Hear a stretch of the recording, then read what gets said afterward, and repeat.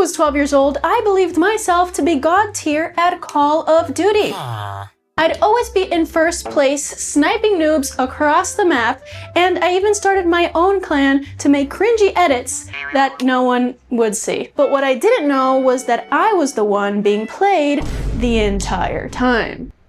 You see, most games make you think you're smarter than you actually are, and there's a really smart reason why they do it. And once you know it, you won't let any game take you for granted ever again. So let's dissect some of your favorite titles you didn't know were lying to you. You might need some therapy after this. And look at some of the ways they control their difficulty based on your skill level. And the third one is so sneaky, even I didn't see it coming. And it's the reason EA got sued. Well, one of the many reasons they got sued. Let's get into it. In pretty much every game where you control a character, you may have noticed something super subtle while jumping around. I noticed it myself when I was making my own tough platformer game when I kept dying at every other jump. It's not a skill issue, guys. It's called Coyote Time, and yes, it is named after this guy right here. It's basically a little buffer that the game gives you to jump after you've left the platform, and usually it's about 5 to 6 frames long or 83 to 100 milliseconds to do so.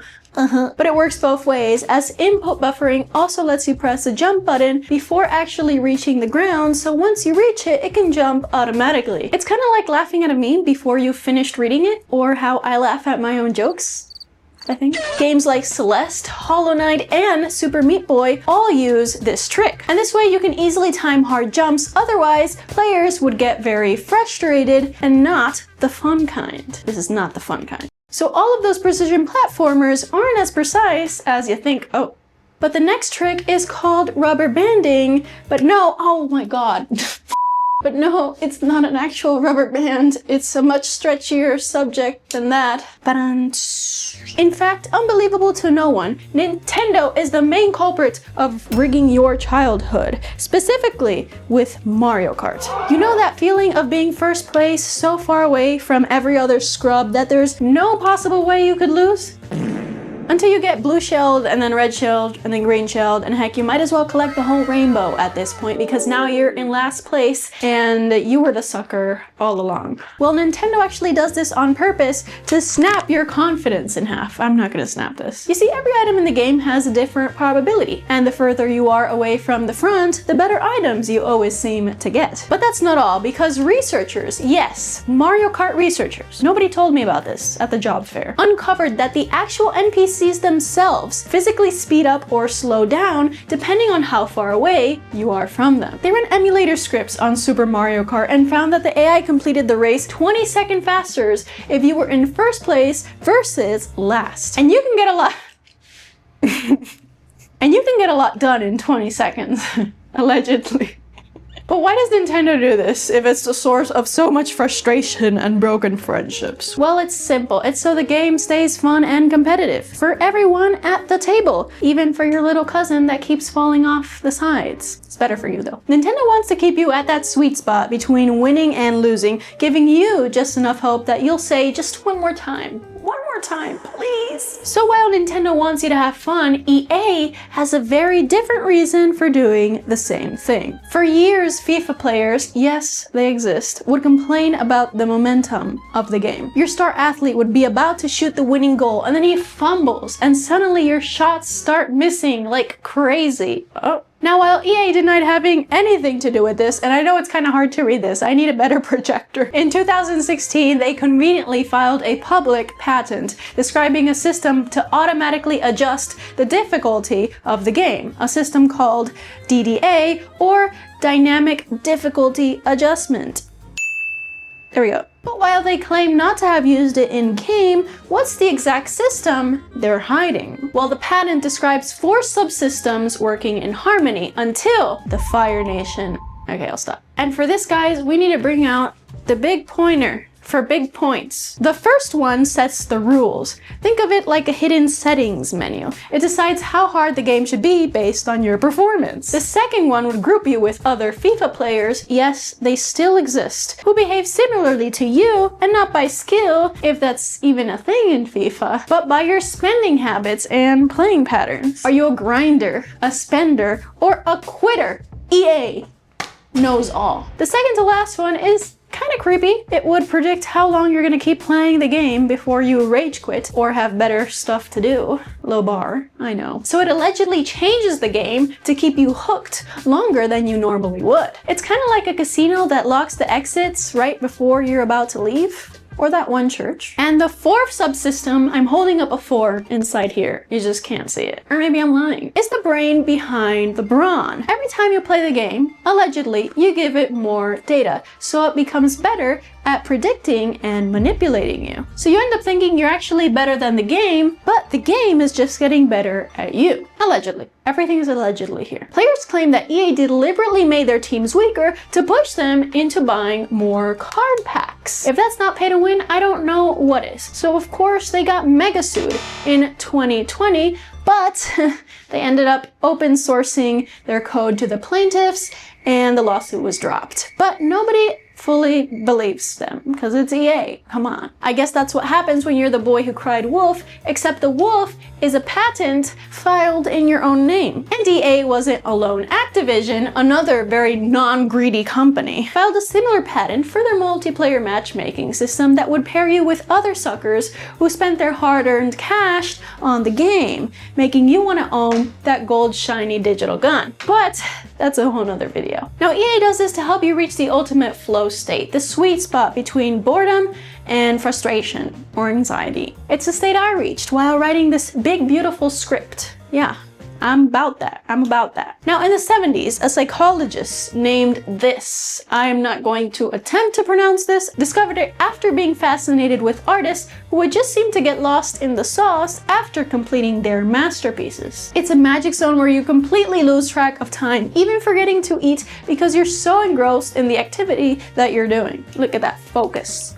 Pure focus. On the flip side, these other two psychologists coined the term loss aversion, where losing feels twice as good as winning. So EA, of course, takes advantage of this by introducing a losing streak after you were winning. So it feels doubly painful and you want to do anything you can to restore your former glory, even if it means paying hundreds of dollars to form the perfect team. He's very happy with that card pack. Are you winning, son? But here's the ironic part. EA didn't even invent this system. Instead, they just found a way to monetize it because Capcom got there first. Unlike EA, Capcom wasn't doing it for the money. They just wanted everyone to hear, "What are you buying?" one last time. And to complete the full story of Resident Evil 4, of course, not quitting when the going gets tough. To accomplish this, they created an internal score called Game Rank, a scale from 1 to 10 that tracks your accuracy, damage taken, deaths, and how many items you burn through. What do you think your rating would be? I'm a 10 out of 10. So the better you play, the higher your score, and the more difficult the enemies get, becoming more aggressive, dealing damage, and spawning more of them. And vice versa, if you suck, there's only going to be a few scattered throughout the map that's probably going to run away scared when they see you coming near them. One perfect example of this is the crossbow archers in the castle's water room. These guys only appear if you perform well enough in the previous section. Honestly, maybe being bad at games was the meta all along. And here's the surprising part. Capcom didn't tell anyone that this system existed. It's not even in the patch notes. Instead, some nerds found it while digging through the code. Curiosity, in fact, did not kill the cat. They exploited it by intentionally taking damage and dying early in game to make the later section enemies easier to kill. But instead of doing the usual AAA switch up and patching it, Capcom decided to keep it as a hallmark system on how to keep your game alive for many years to come after launch. Now you may be feeling a little betrayed right now. The games you loved were lying to you this whole time. But I want you to remember this feeling because we'll come back to it in a little bit. This is you, by the way. But first, what if a studio did all of this, but instead of lying about it, they advertised it? Well, Valve, yes, this guy, did exactly that. With Left 4 Dead, one of the best co-op shooters to ever exist, hands down. Hands down.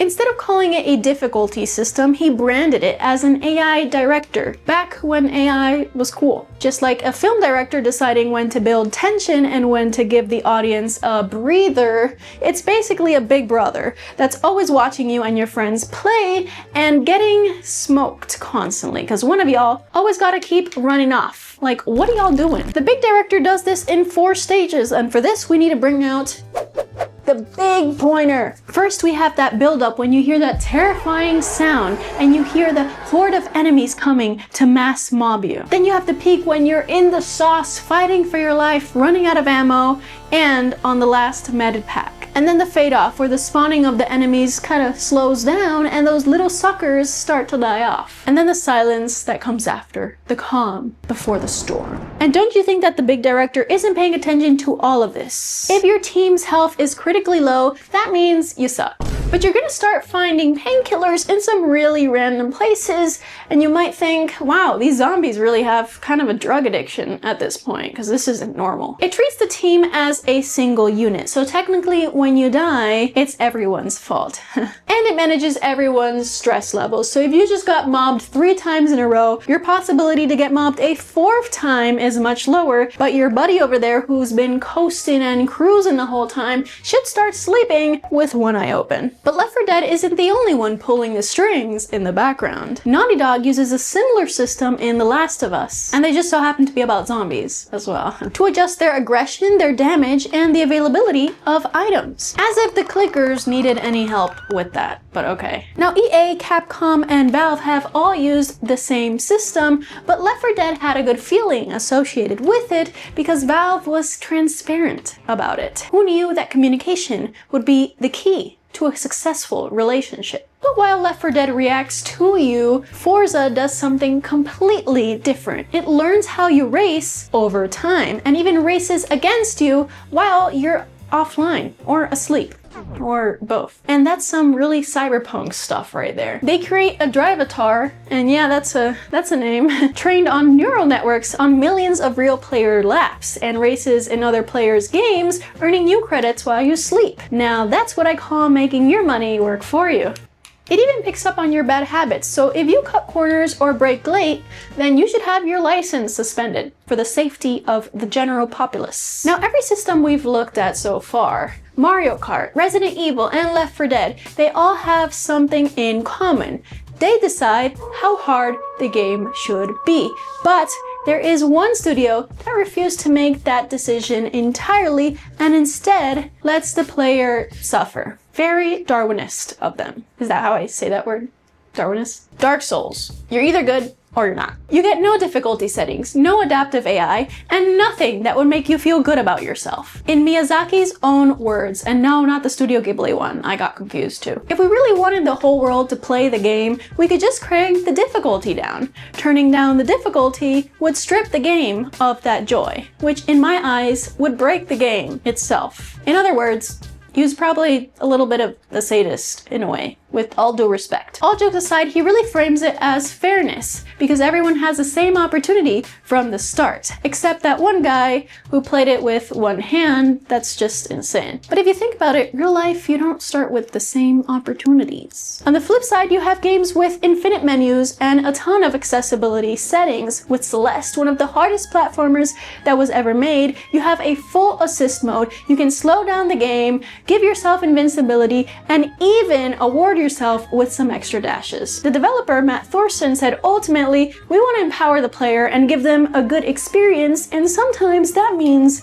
letting go. Sometimes accessibility and difficulty aren't mutually exclusive, and I am losing my voice a little bit here. This does pose an interesting question though. Is dynamic difficulty even ethical? If a game is always softening the blow for you, will you ever grow? I mean, real life doesn't soften the punches.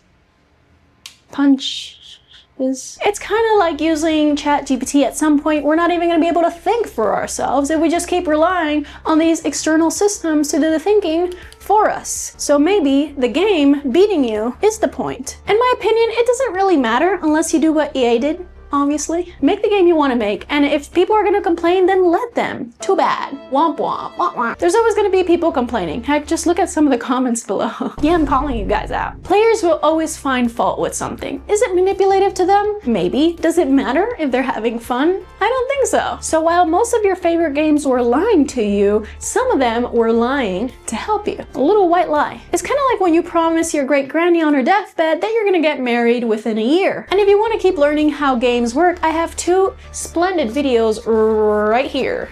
And oh my and you should wishlist my platformer with no difficulty settings. It's down below. Boom beat. What are these 2?